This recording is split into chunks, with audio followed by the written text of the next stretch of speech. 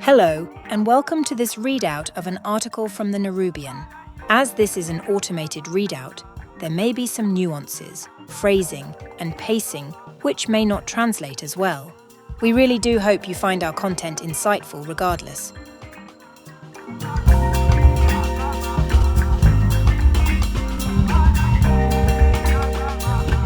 The title of the following article is Mama Mboga Economy, Sustaining Urban Food Security in Nairobi, written by Iddah Apondi.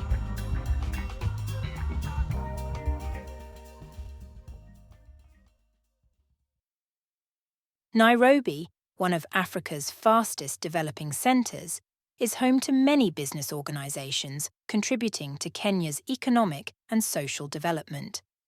Rapidly experiencing an economic shift, Kenya heavily relies on the informal economic sector, with small and medium-sized enterprises, SMEs, being the most significant contributors to economic development. Similar to other African countries, women have been identified as the primary participants in the urban informal sector, engaging in various trades as owners, managers, or employees. Becoming the largest workforce contributing to economic growth, particularly in the informal food sector, where they are pertinent in ensuring urban food security in Nairobi. In this paper, the aim is to determine the role that the informal food market plays in facilitating women's participation in the informal market through the evaluation of the impact the informal food economy has on urban food security. The overarching argument put forth is that formalizing this aspect of the sector through policies could lead to urban food insecurity and could negatively impact women. The pace and impact of urbanization in Africa means that by 2030, most of the continent's population will be living in cities. Alongside the known challenge, this presents limited housing supply, insufficient infrastructure, pressure on scarce public services, disrupted linkages between town and country, and environmental degradation. The implications for food and nutrition among Africa's city dwellers are particularly significant. Why? The food price spikes in 2008 and 2011 highlighted the vulnerability of urban populations to fluctuations in food prices compared to those in rural areas. This is because people living in Africa's cities are less likely to produce food for their consumption and so spend more of their household income on food. How do they afford it? Through informal markets. However, to understand the informal food market, an examination of the informal economy sector is befitting, for it encapsulates the position that informal markets and food security play in urban Kenya.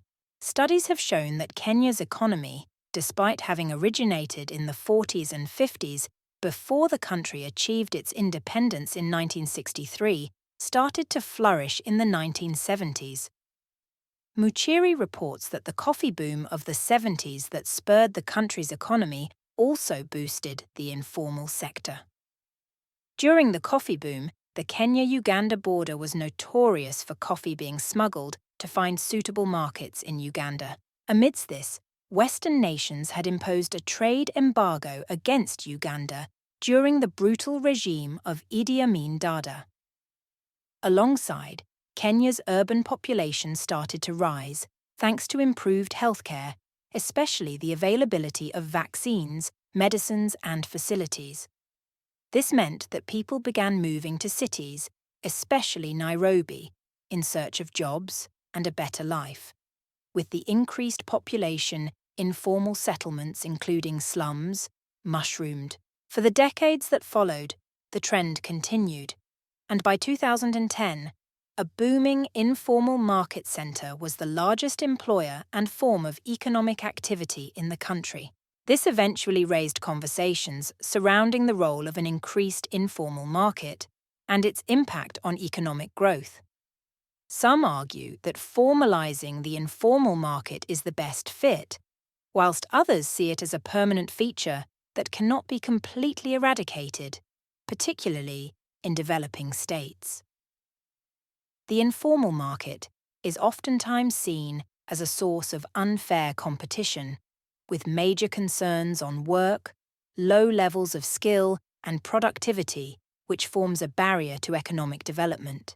Therefore, holding ground to the idea that shifting from informal markets to a formal market through implementation of regulations and government oversight will mitigate against speculated uncompetitiveness, particularly under the African Continental Free Trade Area. Contrary to this belief, some argue that it is worth recognizing that the informal sector provides an alternative source of employment devoid of the formal sector. In some cases, individuals choose to engage in the informal economic market due to the lack of formal job opportunities, typically associated with poor governance and failed development agendas of national governments. Currently, the industry is dominated by both large and small-scale companies and traders. Self-employed individuals such as second-hand clothes dealers, dressmakers, security guards, masons, carpenters, car repairers, computer technologists, wage workers, open-air market traders, and others dominate the industry. According to the Institute of Economic Affairs, IEA, Kenya, 2012, most of these activities and businesses are highly profitable, and the revenues exceed the minimum taxable income of 11,135 Kenyan shillings, about $98 per month.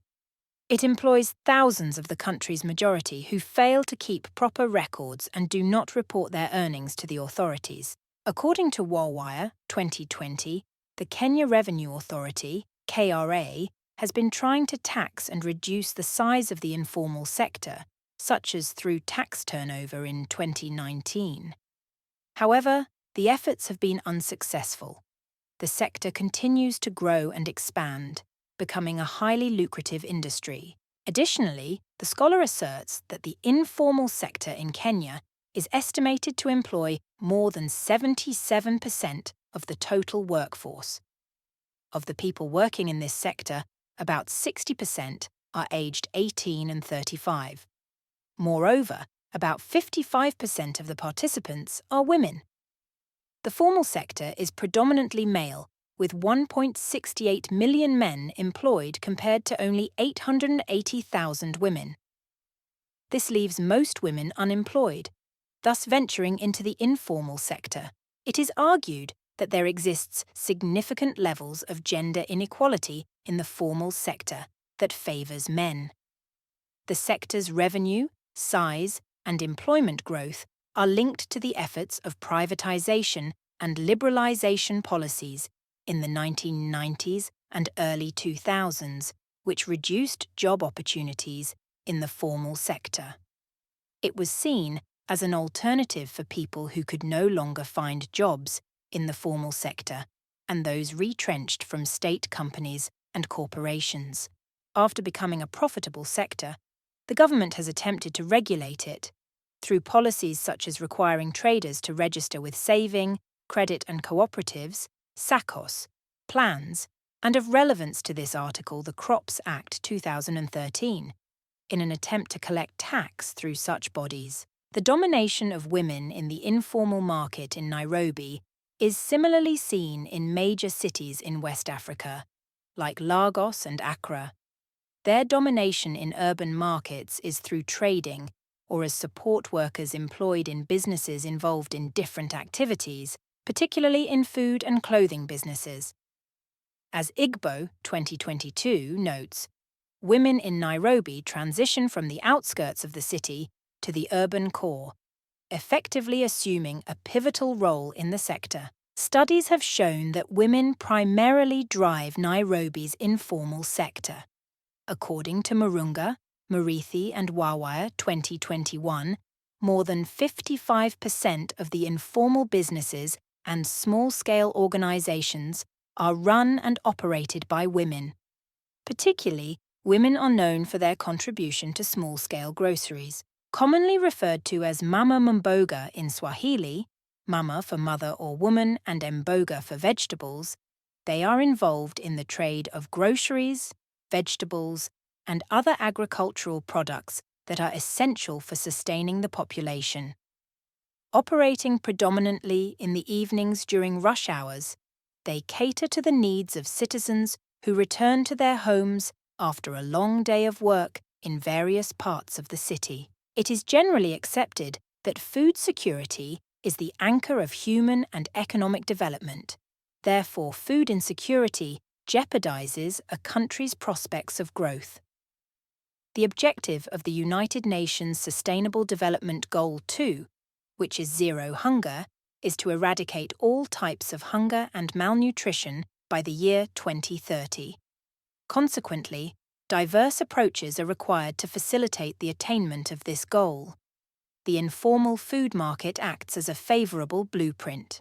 The need to buy the food required to feed their families, the informal food economy has been essential for the urban poor. Hence, the informal food enterprises function as a critical link to food access for the majority of low-wage earners in the city. On every street corner in downtown Nairobi, you will be met with food or fruit vendors. These entrepreneurs offer food and fruits at affordable prices that restaurants cannot offer. According to research, these food enterprises have played a key role in sustaining the livelihood of individuals in the city who would otherwise suffer from dire food insecurity. For the food-insecure households in Nairobi, street food vendors, such as the Mama Mboga, met most of their food demands. In 2018, Berger et al. Conducted a study in Kibera slums, revealing significant factors that drove food-insecure residents to purchase food from kiosks. These factors included the proximity to their homes, which helps them avoid transportation expenses, affordable prices, availability of small packaging sizes, crucial for those without access to refrigeration, and the option to purchase food on credit. Contrary to supermarkets that are financially and geographically often inaccessible to people living in informal settlements. Thus, offering a diversity of affordable and accessible fresh and cooked foods is an important mainstay for low-income households struggling with rising food and fuel prices. As such, the sustainability of the informal food market, as mentioned above, will help maintain food prices that the urban poor are able to afford and thus achieve an increased level of food security as set out in the Sustainable Development Goal 2 of Zero Hunger. This study justified the importance of the informal food market to urban food security because the reality is that food vending is a vital food strategy in African cities, especially for female traders who may have few other income-generating options. Due to women's multiple roles in the household, selling food on the streets close to their homes allows them to fulfill those roles. It may be the only income-generating activity for women who lack access to formal employment due to limited education and training or sociocultural factors that limit their freedom and mobility. Despite their crucial role in securing Nairobi's supply and security, street vendors, especially women in informal settlements, face many risks due to bad access to infrastructure, insecurity, environmental hazards like floods, and poor policies.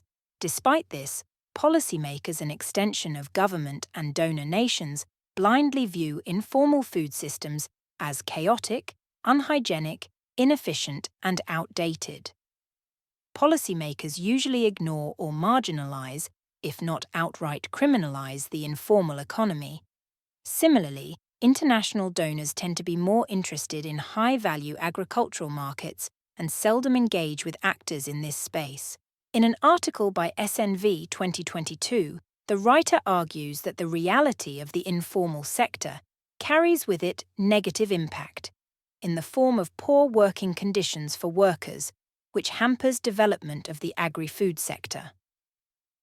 While operating outside regulations and policies, oftentimes workers pose a threat to food safety and hygiene standards, creating a risk to public health.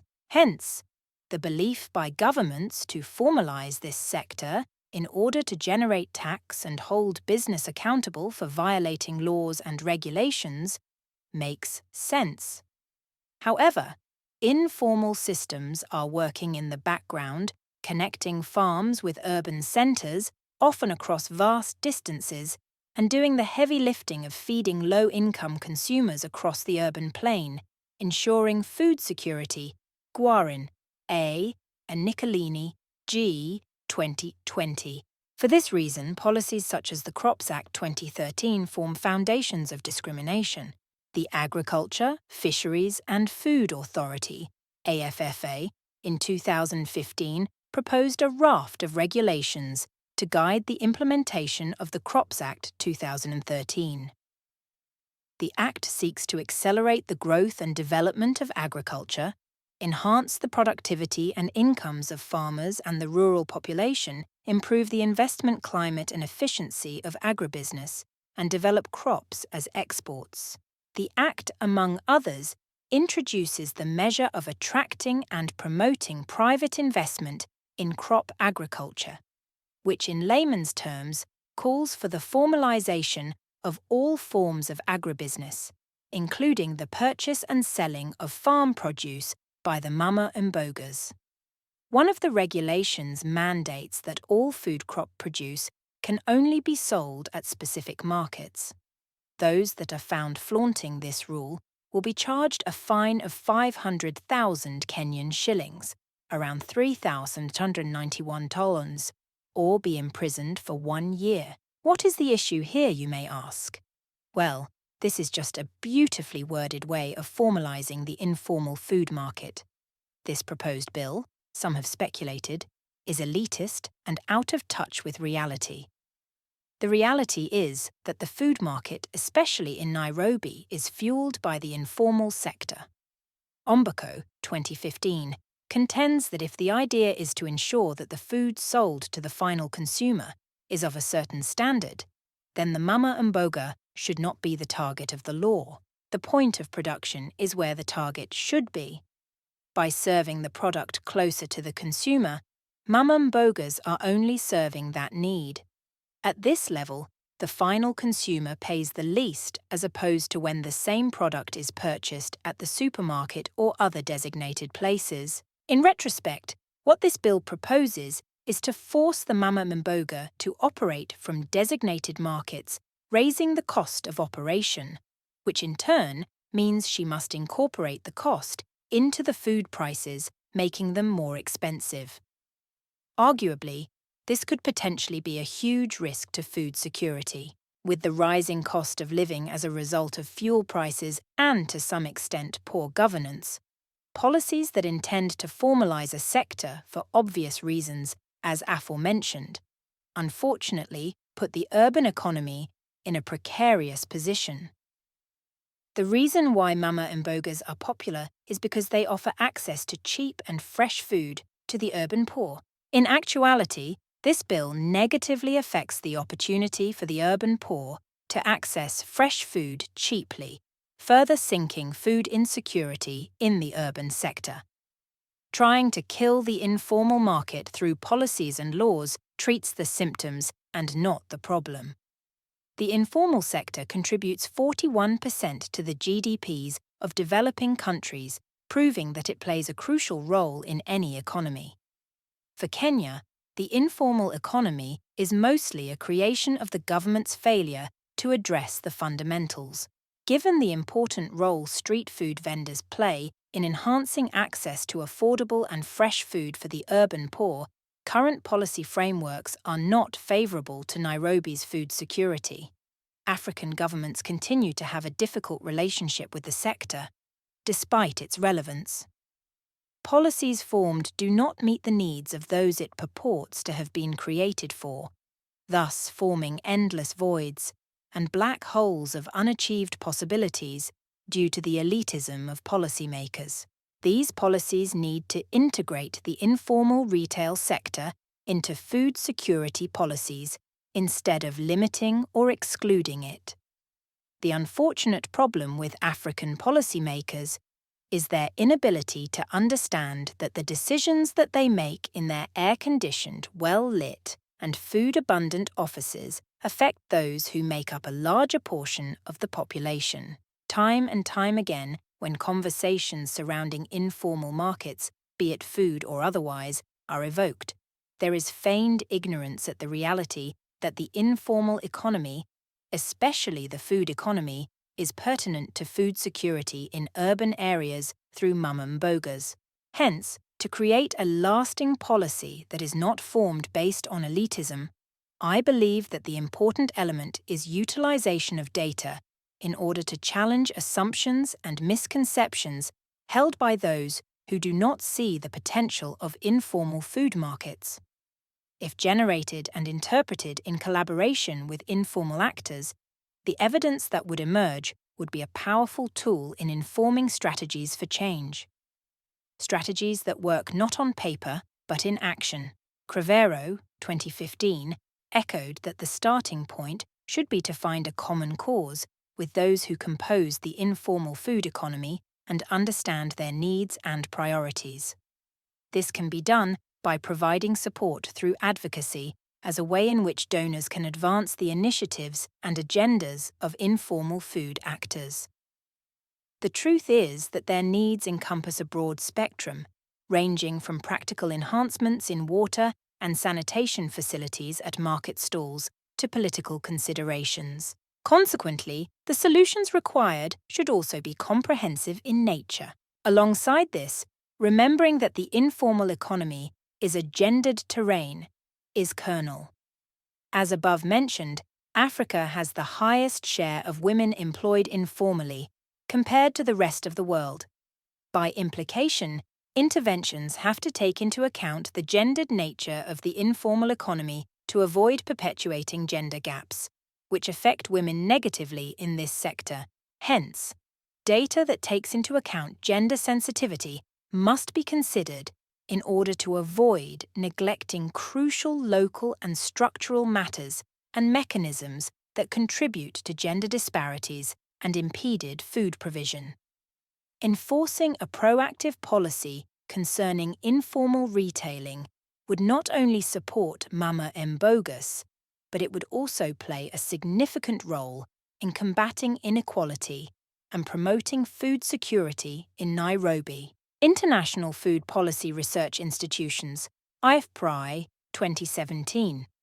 Global Policy Report emphasizes the necessity of enhancing employment opportunities in the formal sector to reduce reliance on the informal sector for jobs and food among the urban poor.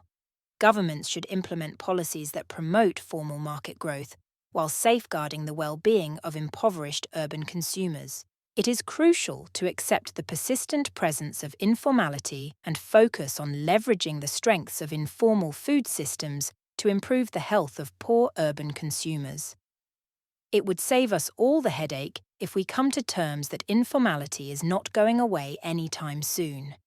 Even in the most optimistic scenarios, only a small portion of the population in Africa would be able to access formal employment.